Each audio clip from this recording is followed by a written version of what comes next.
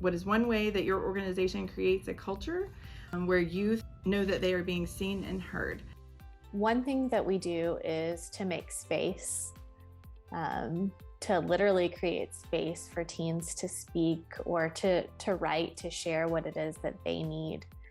And so making sure that I'm creating space to uplift the voices of teens in the room. I think for me specifically, I work with Gwinnett County teens, rising 9th graders through 12th grade. And one way that I make sure that their voices are heard is I constantly say it over and over again. Repetition is super important when you're talking to teenagers, to let them know this is a safe space. And by safe space, it means this is no judgment and feel free to speak. I always make sure that they know that I am a mandated reporter. So if you speak on anything that will hurt yourself or others, I am required to report that. However, I don't want you to think that this is just something that's superficial, something that doesn't matter. You matter, your opinions matter, and you have to know that I'm here to listen, I'm not here to judge, and I'm here to help you with whatever issues that you have within my power.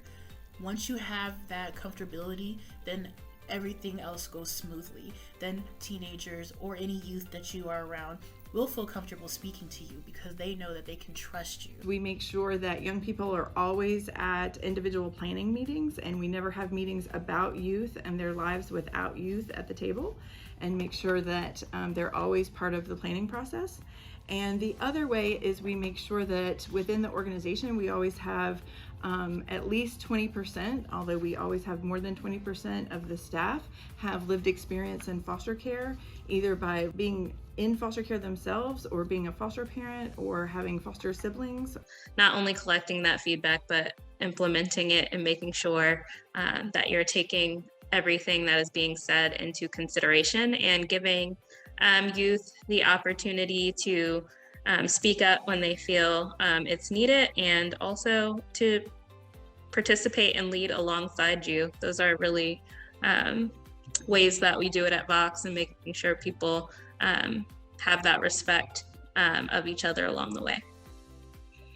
I think by giving them the space to speak and respecting their opinions as if they are equals, rather than treating youth as if they're below us and don't have as much information as us, because sometimes they have more.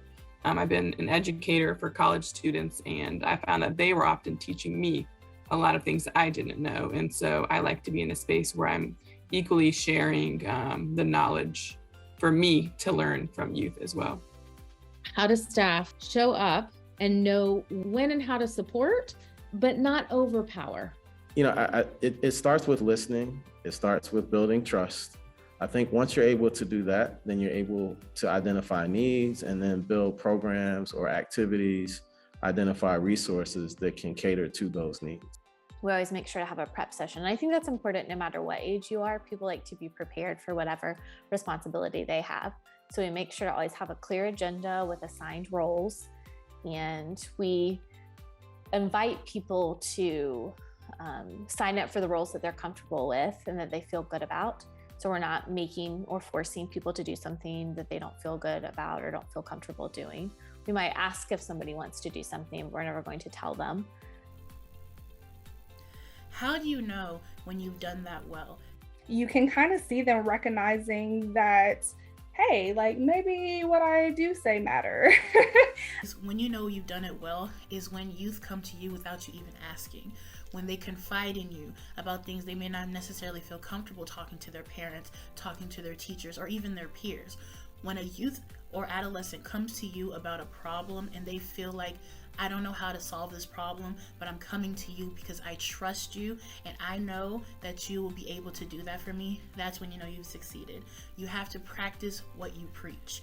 You have to let them know I'm here to listen and actually listen. You have to let them know that I'm here to advocate for you and actually advocate for them. You have to follow your words with actions.